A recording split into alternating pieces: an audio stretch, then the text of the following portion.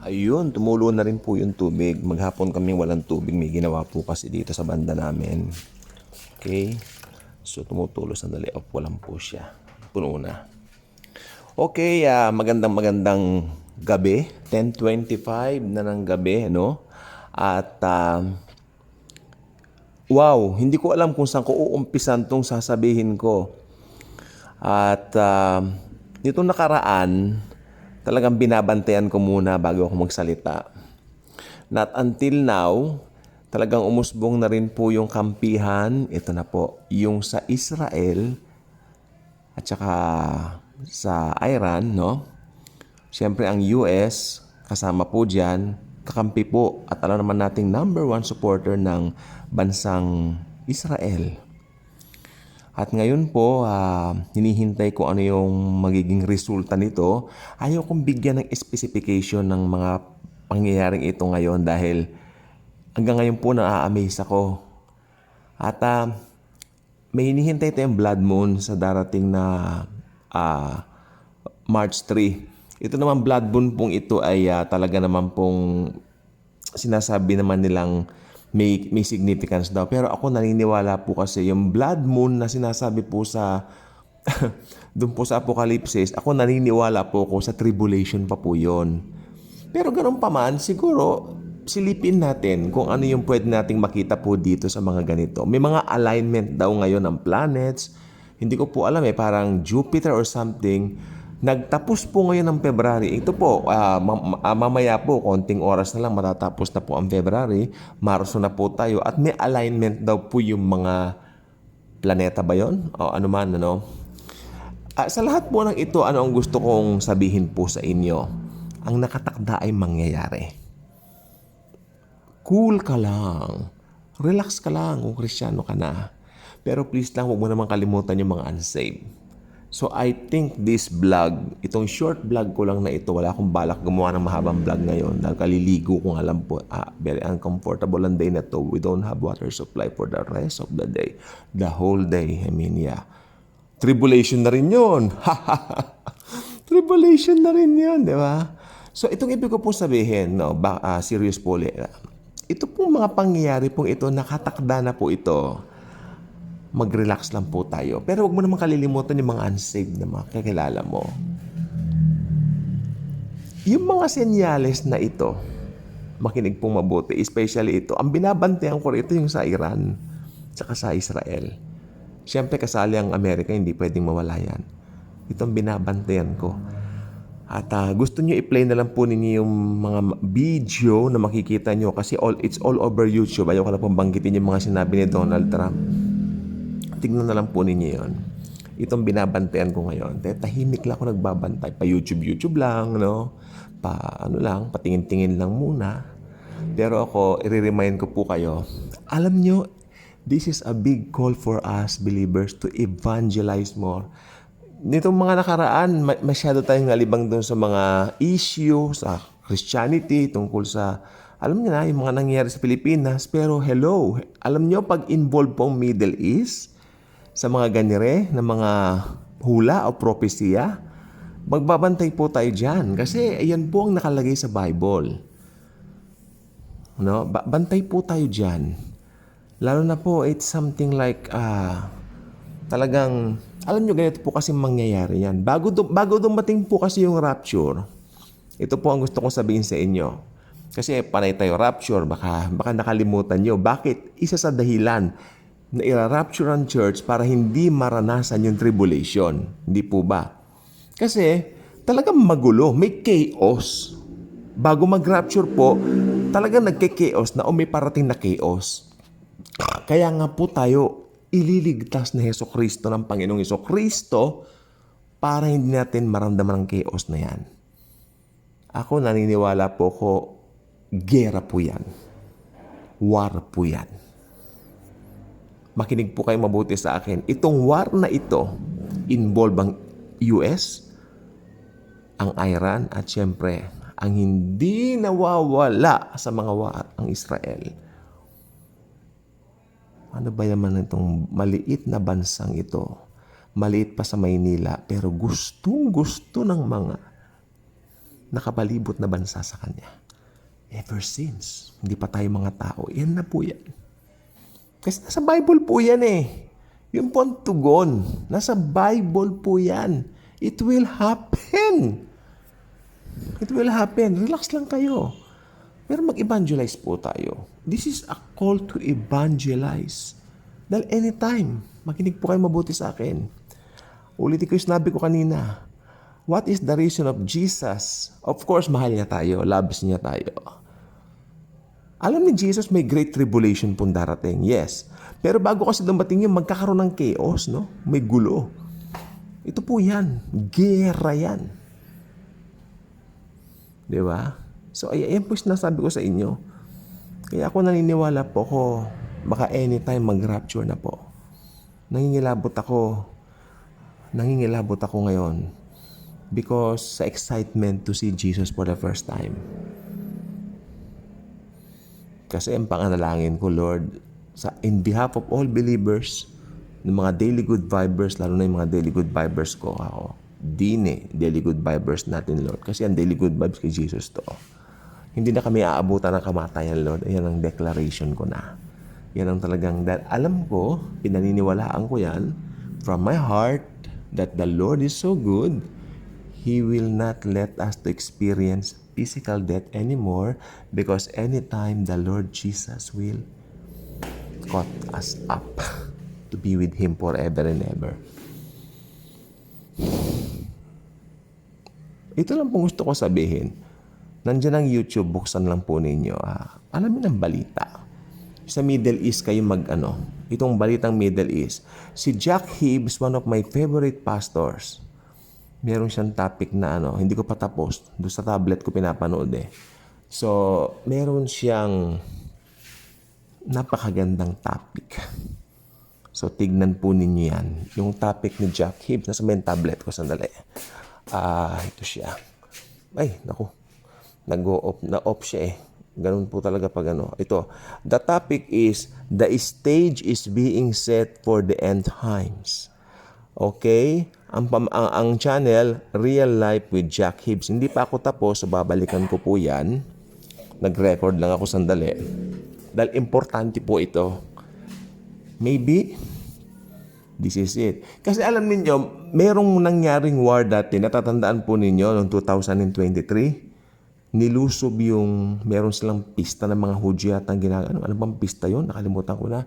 Tapos, trumpets. Ay, trumpets ba yun? Feast of Tabernacles yata yun, di ba? Yung parang nilusob sila, marami mga namatay ng mga Hudyo. Okay, so, di ba yung mga kinidnap? Natatandaan po ninyo yun? Almost, mahigit 2 taon na po nakararaan yun. Pero, itong gusto ko pong sabihin. No? Ito po ang gusto ko pong sabihin po sa inyo. Bagamat, shocking yon, ito naman pong sasabihin ko, this is escalating. Ito po siya.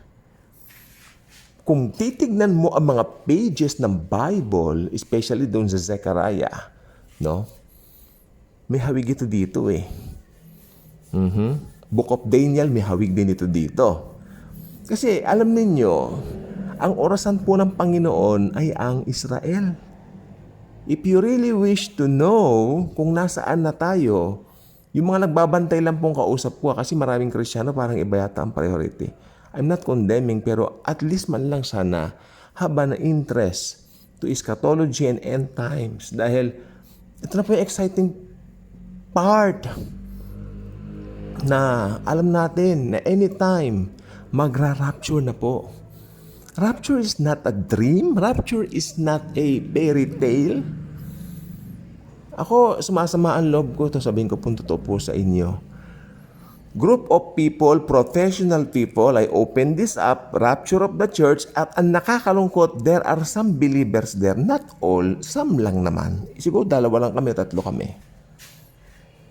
Hindi na lang sila kumibo, na hindi sila nagsalita. Pero ako sabi ko, rapture is real, sinabi ko. Mga professional po yung kausap namin na yan. Parang hindi nila pinansin, parang for them, maybe for them, it's just like a fairy tale. Kumbaga siguro at the back of their minds, they're telling me to stop. Pero ayoko. Totoo ito. Ako. Kasi dapat masidhi ka, lalo na to express your faith. Dahil nakaranas tayo ng pagmamahal at pag-ibig ng Diyos, gusto natin siyang ibahagi sa ibang mga tao. We're not perfect, we're just forgiven. Okay? So, it's something like, bukas po may vlog po kung abangan po ninyo. Hindi ko muna sasabihin sa inyo. Pero definitely regarding this one. Ha? So, tignan po natin. At ito yung Bible ko, ito yung journal ko. I'm figuring this out.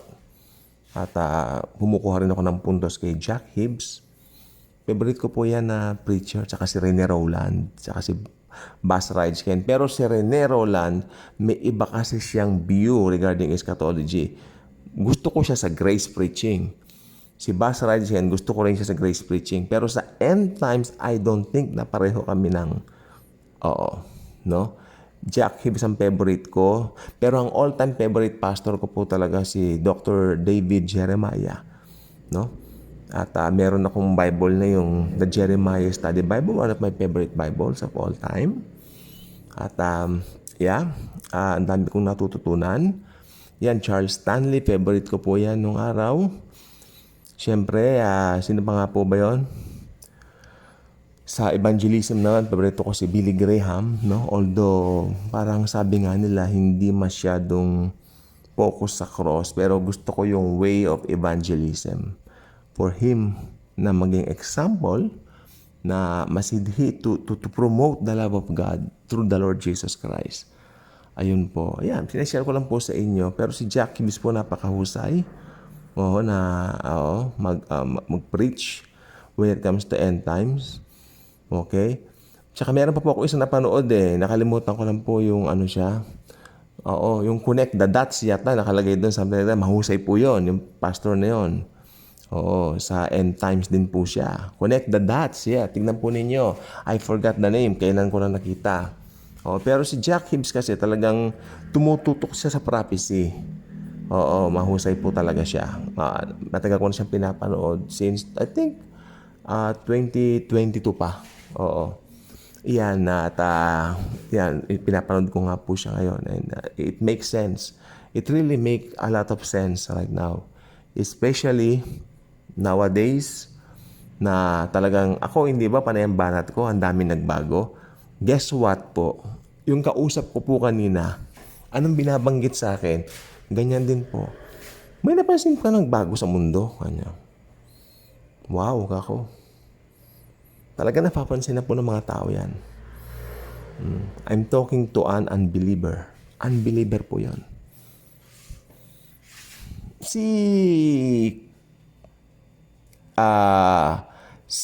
Ano ang tawag dito? Yung dating kausap namin na tricycle driver. May palayaw siya Nakalimutan ko na nakalimutan ko ang pangalan niya. Okay, tahimik na tao lang pero keen observer pala siya when it comes to things around us. Yan din. Malayong-malayo na ang panahon, sabi niya, dun sa nakaraan kumpara ngayon. Parang may nagbago sa atmosphere, sabi niya. Atmosphere yan, So, alam ninyo, ito po ngayon, lalo na ngayon ito. Itong nangyayari ngayon, bantayan po natin ito. Itong war ngayon sa Middle East na ito. Ano ang magiging responde ng Iran? Tandaan niyo po, nung January ba yon? Hindi ba ang Iran ay nagkaroon ng problema sa kanilang mismo sa mga tao niya mismo, mga tao nila? Nagkaroon ng problems. At siyempre si Donald Trump na naman doon ng ewan ko kung tawag doon, namamagitan ba yun or what, para tumulong. At maraming Iranians humingi na nga po ng tulong dito kay Pangulong Trump. Di po ba? Natatandaan yun last month. At ngayon may war na po. Nag-observe ako dati, tignan ko kung magkakawar ako. May war na po. This is a very different war, mga kaibigan ko. Tapos yung alignment ng mga planeta ngayon, natapos ang February, it's superb. Okay? So abangan na lang po niyo yung kwentuhan natin bukas regarding this. Dahil bukas po, marami akong ibibigay na talata tungkol po dito sa mga ito. At ibibigay ko rin po yung context para hindi kayo malito. No? Again, yung blood moon po na binabanggit po sa Apocalypse, magaganap po yan sa Great Tribulation pa po. Hindi po sa panahon natin yan. Kaya sabi ko nga, cool lang kayo. Relax kayo. Pero dito po sa Israel, sa Iran, Amerika, kasama syempre. Pero alam niyo po ba, magugulat po kayo sabihin ko, parang walang hint ng Amerika sa Revelation. Bakit nasaan na ang Amerika nung panahon ng Book of Revelation? Talagang maraming Bible scholars na ako nakausap. Wala raw talaga ang Amerika doon. Pero may nakalagay naman kasi doon. Wala nang bumibili sa kanya, di ba? Parang nilamo na siya ng ganito, ganyan. May mga nakalagay na gano'n doon. Pero may nag-i-interpret no na hindi raw yun Amerika. May nag-i-interpret naman na Amerika daw yun, pero silent lang. Walang name. Di ba? May mga pangalan yan Gog at Magog, tapos yung mga pangalan na binanggit, di ba? May Gomer, Tagorma, mga ganyan. Malalim na pag-aaral yan. Actually, ako hindi ko masyadong niispatan niya mga yan. Mas gusto ko po yung talagang maipaparating ko sa inyo yung pinaka sa plain na pamamaraan ng parang kwentuhan lang tayo. 'Di ba? Parang as you would to a friend, you open your YouTube, listen to Daily Good Vibes as you would to a friend. You're listening and yet nakakapag-conversation po tayo. And you're so welcome by commenting dito sa may bandang baba. Please, makipag-participate naman po tayo. Amen? Parang di naman po buryong o boring itong channel natin. Di po ba? And I'm so thankful to the Lord for what He's doing sa channel po natin. Alam nyo, in everything, sabi ng Bible, give thanks. That's one of the talata na talagang hindi ko malilimutan. Maniwala kayo sa akin. In everything, give thanks. Nung namatay po ang mga magulang namin, yan po ang pinangawakan namin, mga kapatid ko. In everything, give thanks. Because Jesus is in the throne, Jesus is in control, and Jesus will surely rescue us sa lahat ng mga pang-amba ng Diablo. Ka-good vibes ka na ba? Kung hindi ka pa ka-good vibes, click that subscribe button tulad na sinasabi ko kanina. At i-share mo ang video ito. Lalo na ito po ay very exciting sapagkat nagbabantay po tayo ngayon. Nagbabantay tayo na baka anytime nga po dagitin na tayo ng Panginoong Hesus Kristo. Good night. God bless sa ating lahat.